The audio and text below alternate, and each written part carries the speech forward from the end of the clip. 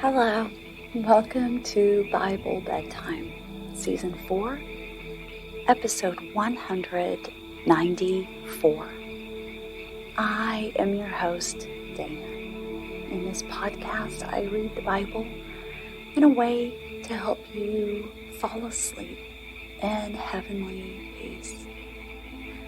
Because we are in Season 4, I'm reading the fourth book of the Old Testament, Numbers, and then when that's done, I'll read the fourth book of the New Testament, John. Tonight, we will read Numbers, chapters 14 and 15. After the chapters, I will read a selection from the book of Proverbs, and we'll end, as we do each episode, with the Lord's Prayer.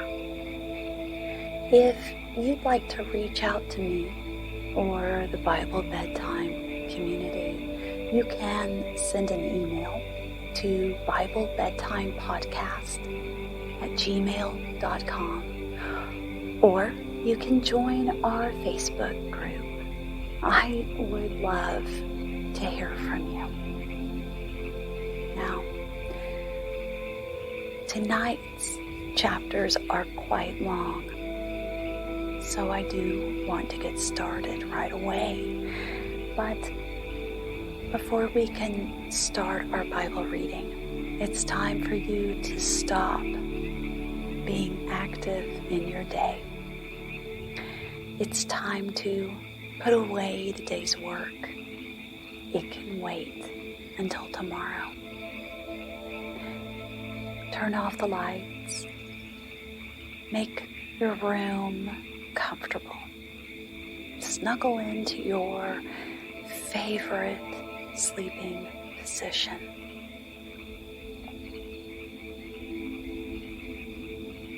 And if you're able, rest your hand just lightly on your belly. And as we take our 3 deep breaths, notice how your hand moves up and down with your breath. Here we go. 1,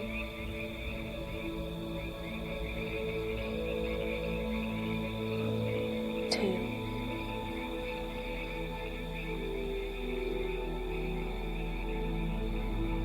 and 3.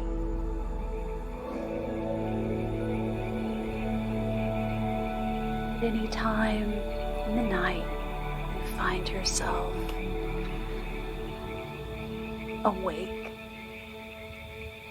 try breathing deeply again and feeling the rise and fall of your chest and your belly until you drift back to sleep.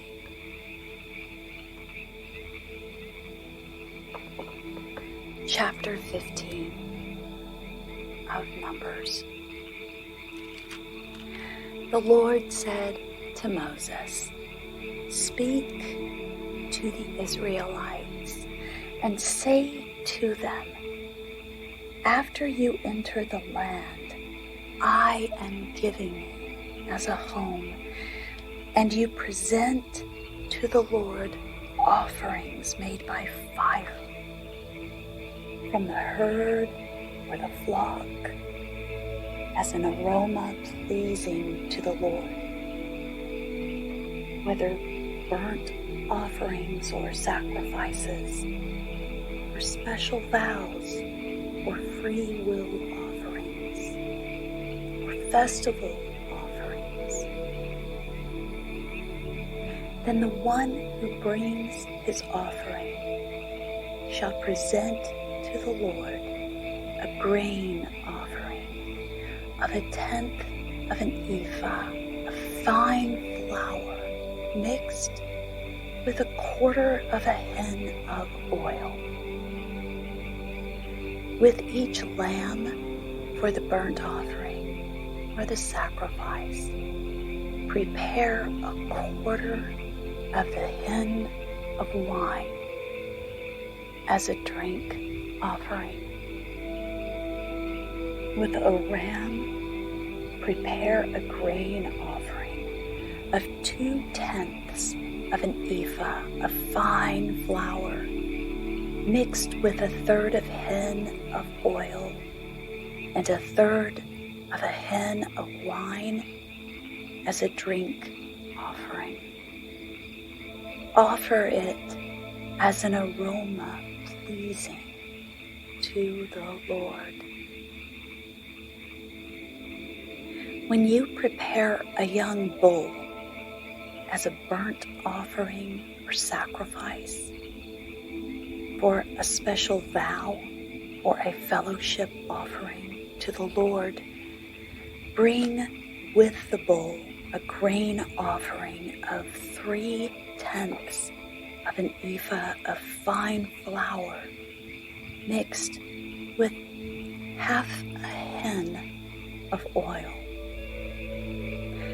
Also, bring half a hin of wine as a drink offering.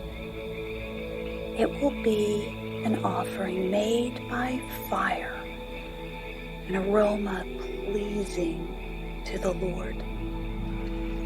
Each bull or ram, each lamb or young goat is to be prepared in this manner. Do this for each one, for as many as you prepare. Everyone who is native born must do these things in this way when he brings an offering made by fire as an aroma pleasing to the Lord. For the generations to come, whenever an alien or anyone else living among you presents an offering made by fire as an aroma pleasing to the Lord, he must do exactly as you do. The community is to have the same rules for you and for the alien living among you. This is a lasting ordinance for the generations to come. You and the alien shall be the same before the Lord. The same laws and regulations will apply both to you and to the alien living among you.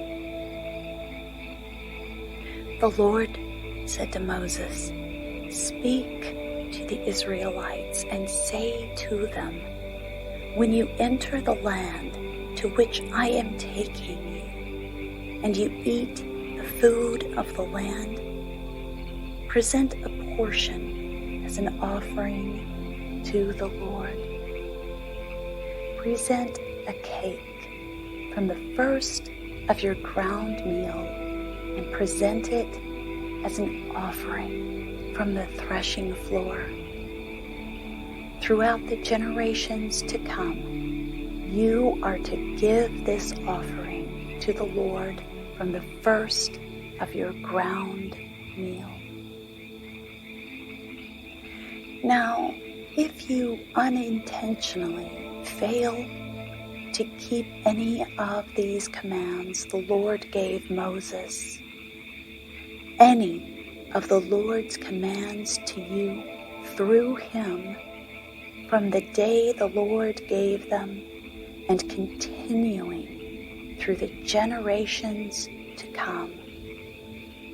And if this is done unintentionally, without the community being aware of it, then the whole community is to offer a young bull for a burnt offering as an aroma pleasing to the Lord, along with its prescribed grain offering and drink offering, and a male goat for a sin offering. The priest is to make atonement for the whole Israelite community, and they will be forgiven, for it was not intentional, and they have brought to the Lord for their wrong an offering made by fire and a sin offering. The whole Israelite community and the aliens living among them will be forgiven because all the people were involved in the unintentional wrong. But if just one person sins unintentionally, he must bring a year-old female goat for a sin offering. The priest is to make atonement before the Lord for the one who erred by sinning unintentionally. And when atonement has been made for him, he will be forgiven. One and the same law applies to everyone who sins unintentionally, whether he is a native-born Israelite or an alien. But anyone who sins defiantly, whether native-born or alien, blasphemes the Lord, and that person must be cut off from his people. Because he has despised the Lord's word and broken his commands, that person must surely be cut off. His guilt remains on him. While the Israelites were in the desert, a man was found gathering wood on the Sabbath day. Those who found him gathering wood brought him to Moses and Aaron and the whole assembly, and they kept him in custody because it was not clear what should be done to him. Then the Lord said to Moses, "The man must die. The whole assembly must stone him outside the camp." So the assembly took him outside the camp and stoned him to death, as the Lord commanded Moses. The Lord said to Moses, "Speak to the Israelites and say to them, throughout the generations to come, you are to make tassels on the corners of your garments, with a blue cord on each tassel. You will have these tassels to look at, and so you will remember all the commands of the Lord, that you may obey them and not prostitute yourselves by going after the lusts of your own hearts and eyes. Then you will remember to obey all my commands and will be consecrated to your God. I am the Lord your God, who brought you out of Egypt to be your God. I am the Lord your God." Numbers chapter 16. Korah, son of Izhar, the son of Kohath, the son of Levi, and certain Reubenites, Dathan and Abiram, sons of Eliab, and On, son of Peleth, became insolent and rose up against Moses. With them were 250 Israelite men, well-known community leaders who had been appointed members of the council.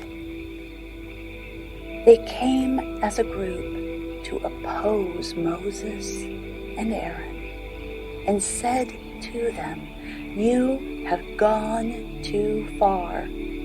The whole community is holy, every one of them, and the Lord is with them. Why then do you set yourselves above the Lord's assembly?" When Moses heard this, he fell face down. Then he said to Korah and all his followers, "In the morning the Lord will show who belongs to him and who is holy, and he will have that person come near him. The man he chooses, he will cause to come near him. You, Korah, and all your followers are to do this. Take censers, and tomorrow put fire and incense in them before the Lord. The man the Lord chooses will be the one who is holy. You Levites have gone too far." Moses also said to Korah, "Now listen, you Levites. Isn't it enough for you that the God of Israel has separated you from the rest of the Israelite community and brought you near himself to do the work at the Lord's tabernacle and to stand before the community and minister to them? He has brought you and all your fellow Levites near himself.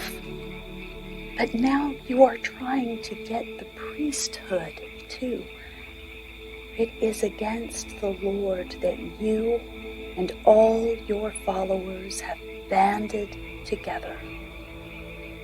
Who is Aaron that you should grumble against him?" Then Moses summoned Dathan and Abiram, sons of Eliab. But they said, "We will not come. Isn't it enough that you have brought us up out of a land flowing with milk and honey to kill us in the desert? And now you also want to lord it over us?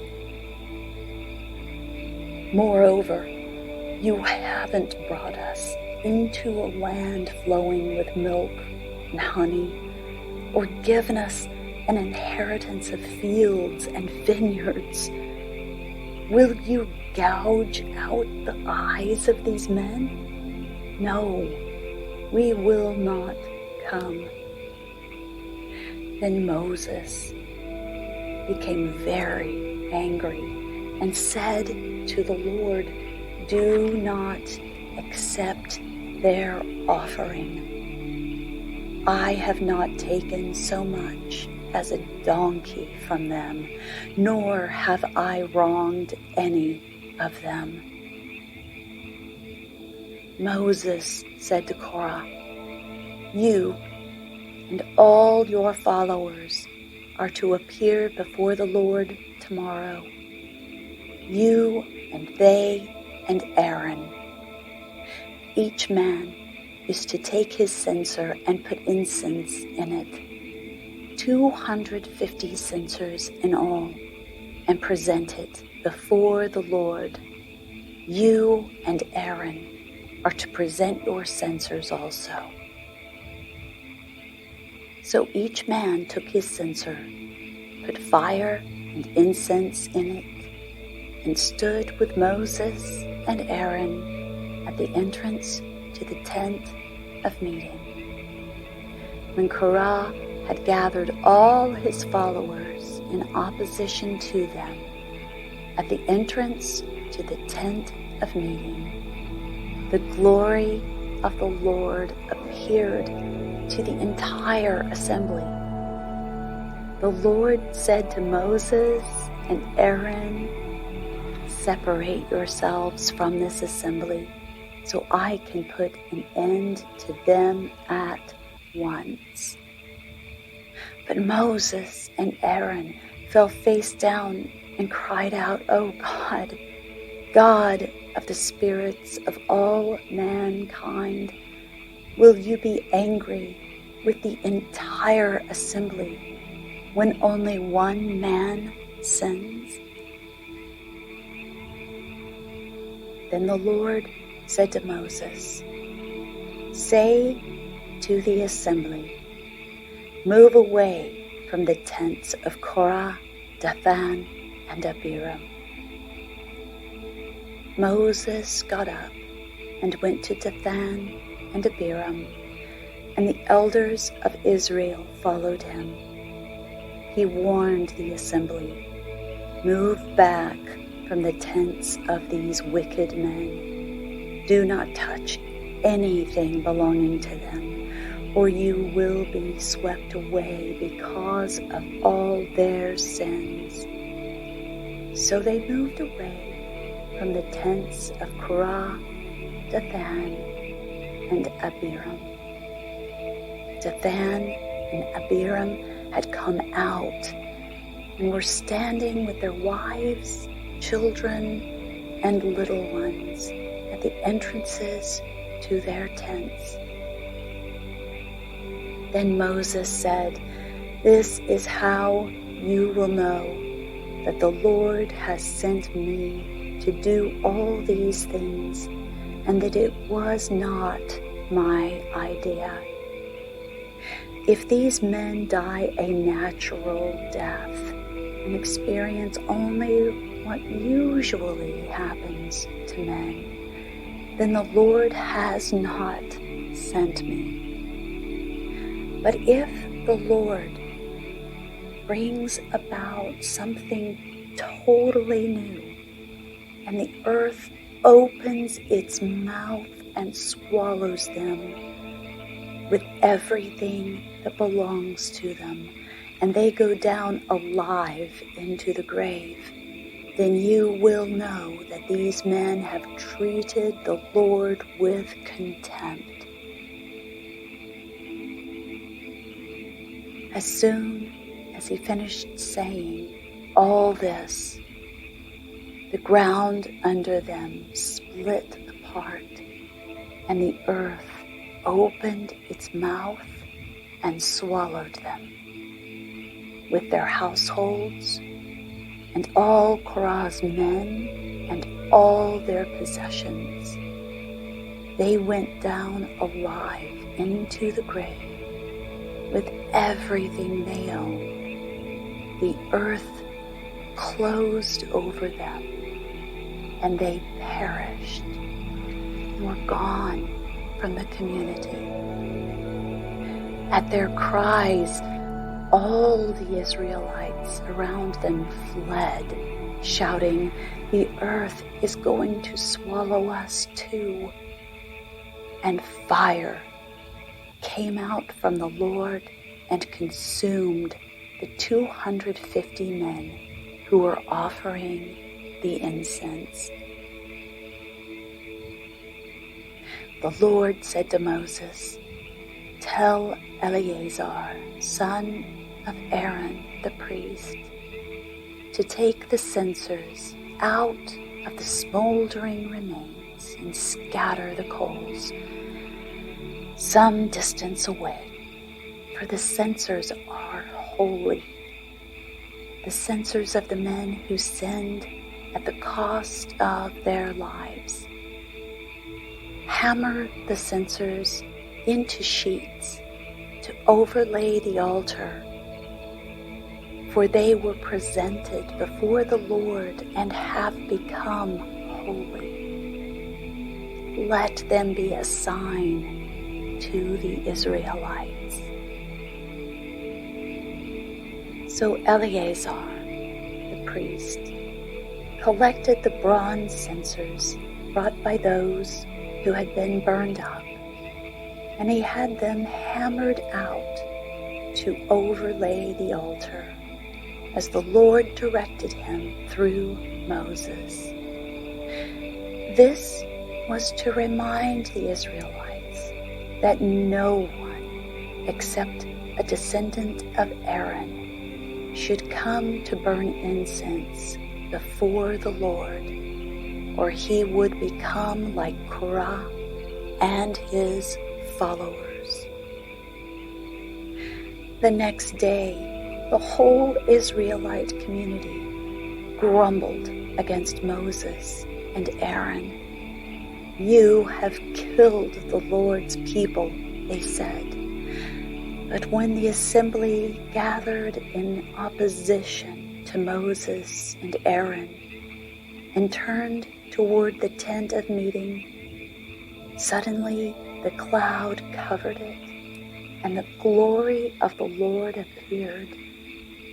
Then Moses and Aaron went to the front of the tent of meeting, and the Lord said to Moses, "Get away from this assembly, so I can put an end to them at once." And they fell face down. Then Moses said to Aaron, "Take your censer and put incense in it, along with fire from the altar, and hurry to the assembly to make atonement for them.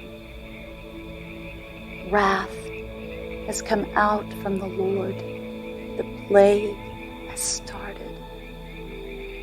So Aaron did as Moses said and ran into the midst of the assembly.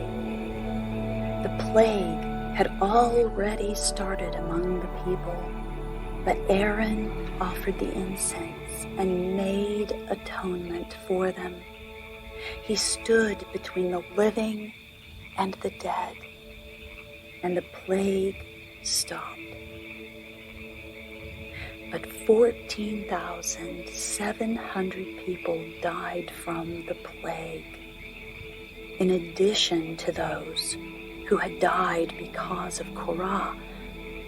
Then Aaron returned to Moses at the entrance to the tent of meeting, for the plague had stopped.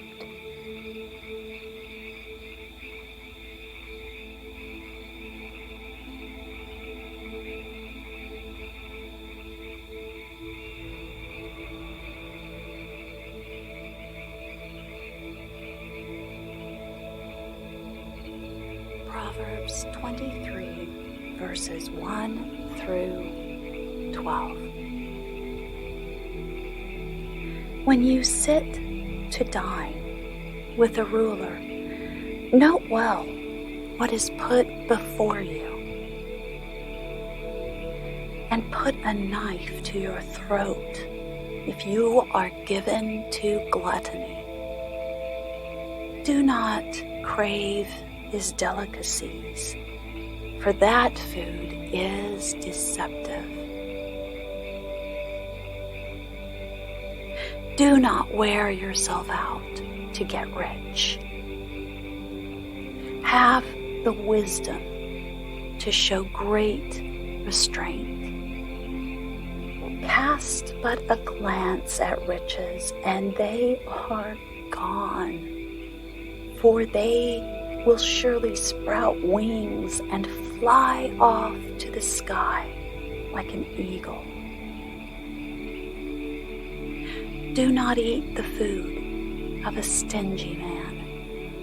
Do not crave his delicacies, for he is the kind of man who is always thinking about the cost. Eat and drink, he says to you, but his heart is not with you.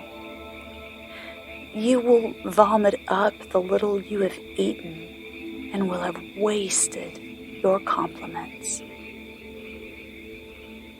Do not speak to a fool, for he will scorn the wisdom of your words. Do not move an ancient boundary stone or encroach on the fields of the fatherless, for their defender is strong. He will take up their case against you. Apply your heart to instruction and your ears to words of knowledge. And now we'll end Bible Bedtime with the Lord's Prayer. Our Father in heaven, hallowed be your name. Your kingdom come. Your will be done on earth as it is in heaven. Give us today our daily bread, and forgive us our debts, as we also have forgiven our debtors. And lead us not into temptation, but deliver us from the evil one. For thine is the kingdom and the power and the glory forever. Amen. Now it's time for you to drift into an even deeper sleep. Sleep well. Good night.